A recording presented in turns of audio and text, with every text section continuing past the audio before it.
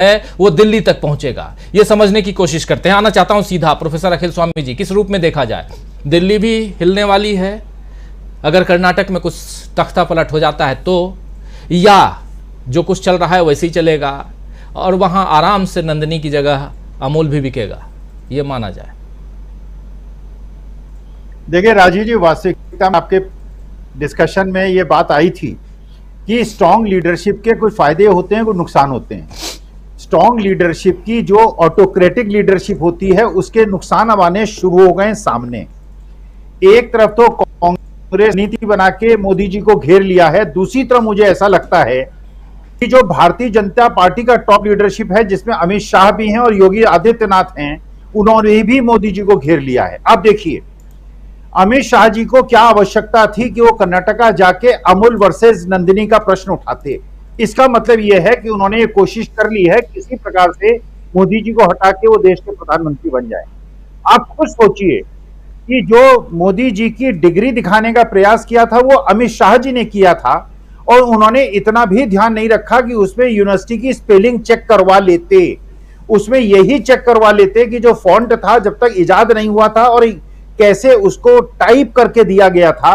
इसका मतलब यह था कि कुछ संघर्ष, सत्ता संघर्ष जो है वो बीजेपी के अंदर भी चल रहा है। आप ये देखिए कि एक संघर्ष चल रहा है कि कौन बड़ा हिंदुत्व लीडर है, योगी आदित्यनाथ बड़े हिंदुत्व लीडर हैं या मोदी जी बड़े हिंदुत्व लीडर हैं।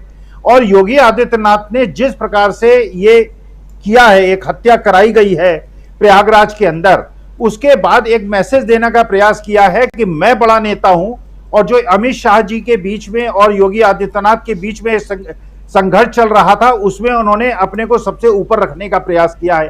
चारों तरफ से घिर गए। देखिए, कर्नाटका में आज की तारीख तक केवल एक कांग्रेस की कमजोरी थी जिसको उन्होंने पूरा कर लिया है। उनके पास वोकलिंगा लीडर था, उनके पास दलित लीडर था, उनके पास कुर्बा लीडर था, उनके पास दलित लीडर था, मुसलमान लीडर था, सब थे, लिंगायत लीडर नहीं था। और आप ये देखिए कि जो जगदीश शेट्टार के आने से जो सबसे बड़े आज की तारीख में अगर वहां दूसरे नंबर के अगर कोई लिंगायत लीडर हैं वो हैं। और ये आप देखिए कि जो बीजेपी की ओरिजिनल काडर था वो बीजेपी को छोड़ रहा है। जो हम लोगों ने आपके पैनल में पहले भी डिस्कस किया था कि जिस प्रकार से ये कांग्रेस के लोगों को अपने अंदर सम्मिलित कर रहे हैं और कांग्रेस की विचारधारा वालों के अंदर सम्मिलित कर रहे हैं, जो बीजेपी के लोग हैं वो फ्रस्ट्रेट हो जाएंगे। जिन लोगों ने 30-40 साल बीजेपी की दरी बिछाई है, जिन्होंने बीजेपी को मजबूत किया है, वो एक एक करके बीजेपी छोड़ रहे हैं। और आज के तारीख में जो वहां के मुख्यमंत्री हैं राजीव जी, अगर उनकी पृष्ठभूमि देखिए, उनके पिताजी जो कर्नाटका के मुख्यमंत्री रहे वो किस पार्टी के थे? ये जो इस समय मुख्यमंत्री हैं गोमई साहब पार्टी से आए हुए हैं बीजेपी में। इसका मतलब यह है कि आज की तारीख में बीजेपी अपनी पूरी आइडियोलॉजी से भटक गई है और उसकी पार्टी में वही लोग सत्ताधीश हैं जिनकी बीजेपी की आइडियोलॉजी से कोई लेना देना नहीं है। जो बीजेपी के आइडियोलॉजी के कोर लोग हैं वो बीजेपी के छोड़कर तितर बितर हो रहे हैं। और ये भी हम लोगों ने भविष्यवाणी की थी, जैसे जैसे चुनाव घोषित होंगे, यही बात चौटाला साहब ने कहा हरियाणा के अंदर कि चुनाव घोषित हो जाने दीजिए, हम अभी 5 साल सरकार चलाएंगे और जिस दिन चुनाव घोषित हो जाएंगे हम बताएंगे कि हमको कहां गठबंधन करना है। सब लोग वेट कर रहे हैं। जैसे जैसे जिस स्टेट में इलेक्शन डिसाइड होंगे, डिक्लेयर होंगे, बीजेपी के भी आधे लोग छोड़ेंगे और जो लोग दूसरी पार्टी से बीजेपी में गए हैं वो भी बीजेपी को छोड़ेंगे। मोदी जी को ये चाहते हैं अमित शाह, योगी आदित्यनाथ। अभी 1 साल बाकी है, अगली बार वो सत्ता में नहीं आएंगे 2024 में, उसके पहले किसी तरह से रिप्लेस करके वो देश के प्रधानमंत्री बन जाएं। और मोदी जी को बहुत सजग रहना चाहिए, अमित शाह जी से भी और योगी आदित्यनाथ जी से भी। राजीव में बीजेपी फंसती नजर आएगी, क्या कुछ आप देखते हैं? आइए चलिए राजीव जी, ऐसा करते हैं, थोड़ा सा एनालाइज कर लेते हैं। जी बिल्कुल। देखिए, बीजेपी का जो स्ट्रॉन्गेस्ट एरिया है वो है उत्तर प्रदेश में। जब 2017 का इलेक्शन लड़ा गया था, किसका चेहरा दिखा के इलेक्शन लड़ा गया था?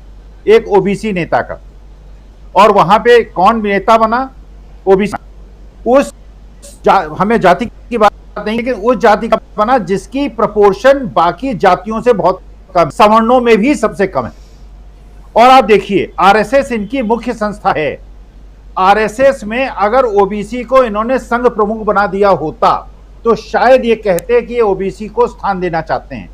तीसरा पक्ष देखिए, नरेंद्र मोदी जी की जो कास्ट है, आज से 20 साल पहले क्या वो सवर्ण नहीं थे? किस साल में वो बैकवर्ड में आए? वो बैकवर्ड में तब आए जबकि मोदी जी चीफ मिनिस्टर बने। आप देखिए उत्तराखंड का चीफ मिनिस्टर कौन है? उसी जात का है जिस जात का उत्तर प्रदेश का है। वहां भी ब्राह्मणों को स्थान नहीं मिला, दलित को स्थान नहीं मिला, बैकवर्ड को स्थान नहीं मिला, राजपूतों को स्थान मिला, जो कि हार्डली उत्तर प्रदेश में 6-7% हैं। अब ये देखिए आसाम का मुख्यमंत्री कौन है? क्या कोई ओबीसी है? जितने भी स्टेट्स हैं, आप कांग्रेस का अगर विश्लेषण करेंगे, 3 स्टेट में से 2 स्टेट में ओबीसी चीफ मिनिस्टर है, और ये दोनों वो स्टेट्स हैं जो कि बड़े स्टेट्स हैं। राजस्थान भी एक बड़ा स्टेट है और छत्तीसगढ़ भी हिमाचल प्रदेश की तुलना में बड़ा स्टेट है। तो रिप्रेजेंटेशन किसको ओबीसी ने ज्यादा दिया? अच्छा, दूसरा पक्ष देखिए, आप एक एनालाइज ये करवाइए, अपने एनालिसिस करवाइए किसी माथहत से, जो फेसबुक और व्हाट्सएप पे ओबीसी रिजर्वेशन का, शेड्यूल ट्राइब रिजर्वेशन का विरोध करते हैं, वो काडर किसका है? उनकी सारी पोस्टों का अगर एनालिसिस कब करेंगे तो वो घर घर मोदी, हर हर मोदी की बात भी करेंगे और रिजर्वेशन का विरोध भी करेंगे। और जितना भी काडर आप देखेंगे आरजेडी का और जनता दल यूनाइटेड का या कांग्रेस का या सपा का, वो सारा काडर जो है वो रिजर्वेशन के पक्ष में होगा। इसका मतलब ये है कि मुंह पे आप बात करते हैं ओबीसी का, लेकिन आपका काडर जो है, जो बीजेपी का काडर है, वो मनुवादी काडर है। जैसे कहा गया कि वास्तविकता में इनकी जो फिलॉसफी है वो मनुवाद की फिलॉसफी है, जो डॉक्टर लोहिया ने और जयप्रकाश नारायण ने और इन लोगों ने जो स्थापित करने का प्रयास किया था, महात्मा गांधी ने।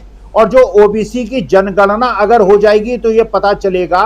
देखिए, सामाजिक समरसता के लिए जो भीमराव अंबेडकर साहब ने किया था, सामाजिक समरसता के लिए, देश की एकता और अखंडता के लिए आपको प्रतिनिधित्व देना पड़ेगा। लेकिन रिजर्वेशन को जिस प्रकार से प्राइवेटाइजेशन करके धीरे धीरे ऑलमोस्ट खत्म कर दिया गया है, पिछले 9 साल के अंदर कितनी सरकारी नौकरियां दी गई हैं, उसको भी खत्म करने के लिए पहले आपने प्राइवेटाइजेशन किया, उसके बाद लेटरल एंट्रीज कर ली।